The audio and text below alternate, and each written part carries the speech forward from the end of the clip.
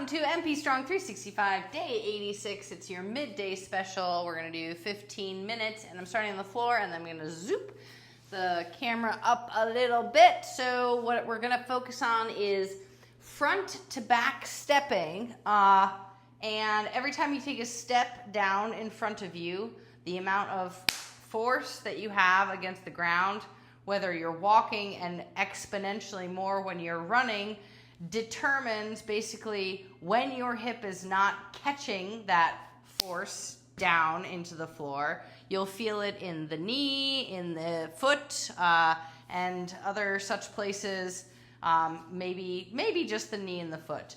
But anywho, so the first thing you want to do is start in a safe space, right? We're not having to defy gravity on our landing at quite as much. So if I start here laying on my back and I've got a natural arch in my back on the lower spine, first thing I'm going to do is with the hands just nice and relaxed and the head nice and relaxed, just shake your head no, swallow, get everything relaxed there from the head and shoulders. And then you're going to exaggerate that arch in your lower back and kind of try to press your stomach up towards the sky. Then you flatten out that arch. And when you do that, you will literally feel both legs start to hoist up towards you. So now make the arch again, and then remove the arch and press to your lower back. Make the arch again, and remove the arch and press to your lower back. Over a few reps, you'll start to feel those legs almost wanting to rise off of the floor. Now, as you arch and press down, hold your pee. So whatever it means to you to hold the bathroom, you got an airplane, with the seatbelt sign on, you're just drank 3 Diet Cokes on your flight, and you're like, oh my gosh, I'm not gonna make it. So hold that pee in as you press your spine down and let your legs become lighter. It is very easy for me to clench my head and neck on these, so even turning the head off to one side helps kind of just disable it a little bit. And take a couple more breaths in, a couple more reps, letting your legs become light, and then pressing through, and on that last press down, you're gonna just let those legs levitate up. As you do, coming into your hovering tabletop, and I just came in from a walk, and so I've still got my shoes on, and my legs aren't like super thrilled, like they're a little bit inflamed. But I lifted this morning and ran and swam, all short bursts, but still then like coming right into work, right? I didn't do a proper cool down. So anywho's, whether you're just coming in from a walk and you're dealing with some residual stiffness, this is a great way. Like I am in an exercise right now, right? I am in an isometric hold. I have got many clients who have trouble holding this position. So if you have trouble holding this position, you see I've got this, this chair is so heavy. Oh crap, it's ruining the mats. Oh no. Okay, well, so if you've got a chair handy, you can always start with this fixed object where you're resting on top of, press the spine, and then lift the legs up from there. Now, it's très importante that you do not let your feet and ankles clench. So relax your feet, your ankles, and then press, relax the feet and ankles, relax the head, and lift. This is very hard to do, lifting your legs without using your legs. So press, lift, and decelerate. I just said a magic word there, decelerate. So it's our translation into walking, decelerating as you land on the floor is how you reduce the impact on your foot, on your knees. And I swear no one texts me all day long, and it only happens when I record. It's lunch break, so maybe everyone's like just taking a little text break. 3 more times with that hoist up or with relaxed legs. Pressing that lower spine, feet are relaxed, head is relaxed as much as possible. Great.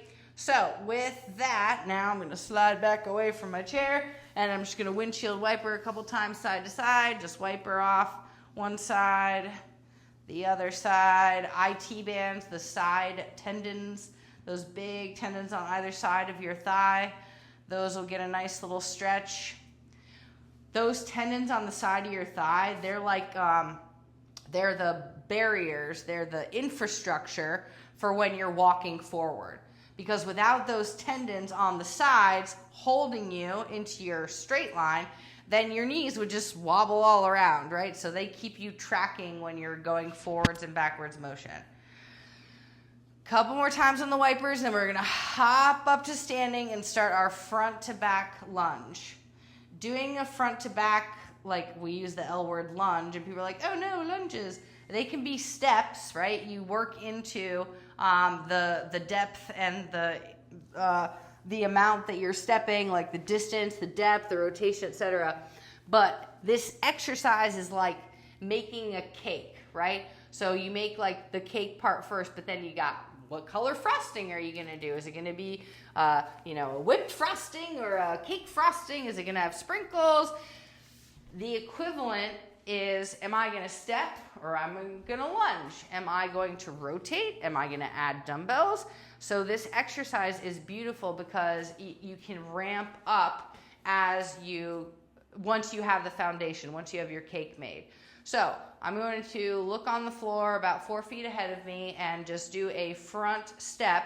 So the first thing is to lift the knee up to the chest. So just lift your knee up. Okay.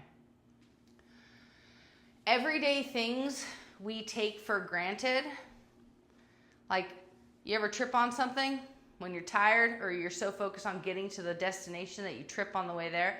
That's because you're literally not using your hip flexor. It's pretty easy to figure out, oh, I tripped, like silly me. No, you can actually pick up your foot and so you never trip again.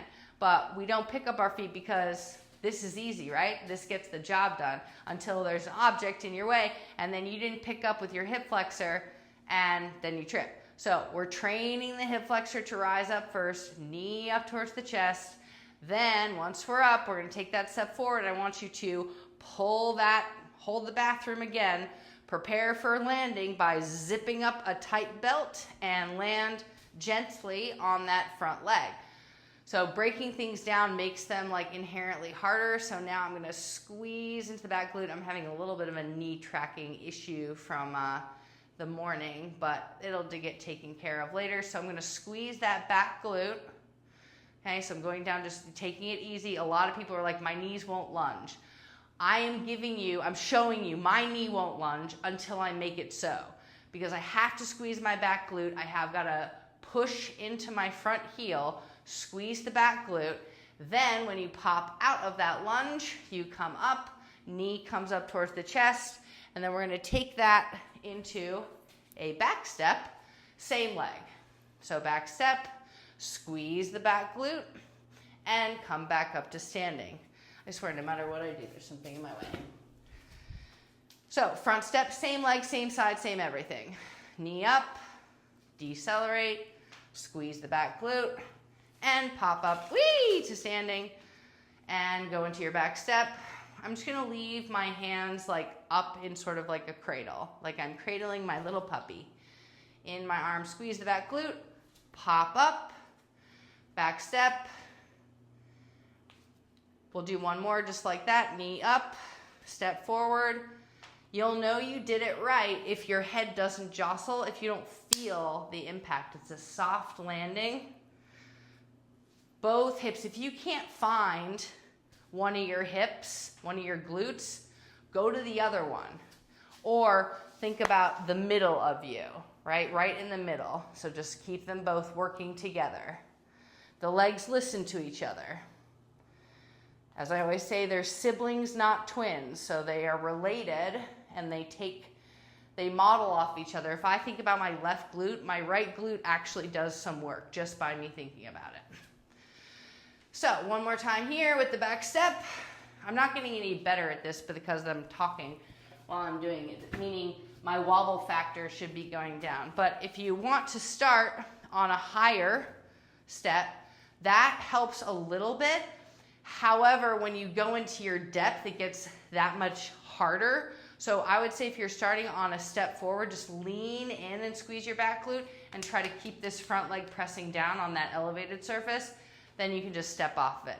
So this would be like a long stride. Think about it being a long step up. instead of a straight up step up. Okay, so that's another way to keep yourself less force into the floor. It's a nice lead in for that front to back lunge. Okay. We'll do, this is the harder / easier version. We take a step forward onto and I'm with shoes. I'm with shoes at this time because I just got in from a walk and I want to just still grip my toes into the floor against my shoes, and I'm going to step onto this pad here and squeeze and then off. And I like the pad because it shows you where your ankles are unstable, but it also gives you a cushion, right? So you're not landing on the hard floor. It also, what does it also do? It gives you a cushion. It also messes with your mind because you can't just land anywhere, right? I can't shorten my stride and I can't make it longer. It requires exactness to get onto the pad, which for some people is beneficial because your mind wanders, so you need a target. Like, this is my target every time. And that way I don't go meandering physically or mentally away from the exercise. One more time. So we've put in 12, 15 reps, 20 reps. So I recommend no fewer than 15 reps if you're doing one set, on front and back. And how do you make them less boring? You add stuff. So on this other side, it's fine. I'm going to be lopsided. I'm going to add the progression. So I'm going to give my dog water. Geez, I gave her a full bowl yesterday. I guess it's evaporating. Anyway, so front step on the other side, noticing right away which side is easier than the other. I'm going to stick with this just straight up front to back. And then I'm going to show the sprinkles and toppings, i.e. the progressions. And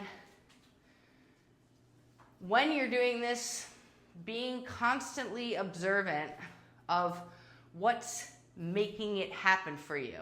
If you don't feel a squeeze on your glutes and a tightening up of your belt buckle, take a beat, maybe stay in your lunge and squeeze that front glute and back glute, those hips down to the floor. And then come out of your step. Now, here's the first topping. Add a rotation. Rotate, rotate. Step through. Add a balance. Sorry, I added 2 toppings. So we step, rotate, rotate, and maybe add a balance. Didn't get the balance on that one. Back step, hips, center abs, come up and through, front step, rotate, rotate, come up and through. The next step is to add load, right? So adding dumbbells to your hands.